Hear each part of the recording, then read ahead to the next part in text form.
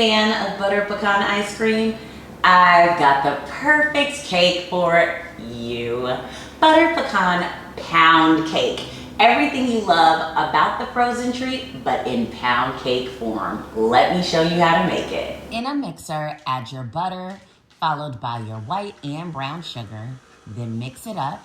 Then we're gonna slowly add in 6 room temp eggs, y'all.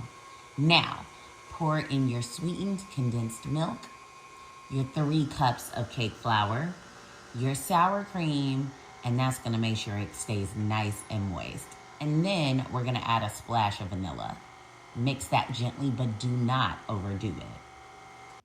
In a pot, add butter and pecans, toast them on the stove. Then we're gonna fold that goodness into your cake batter, y'all. Pour the batter into a cake pan and bake at 325 for about an hour and 15. But yes, make sure you check your cake because everybody's oven behaves differently. For the icing, add powdered sugar, melted butter, sweetened condensed milk, vanilla, and maple syrup. And we're gonna whisk that up until it's smooth. This is the icing that's gonna go right on top.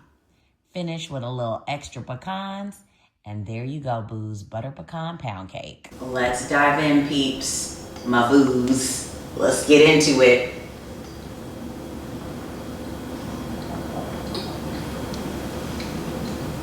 This is so good. It's crazy, right? It literally tastes like butter pecan ice cream, but in a cake. Oh my gosh, like, the butter pecans on top of that creamy icing, that is so to die for. And the texture is just, yo, it just melts, y'all. It is so soft, like I can't.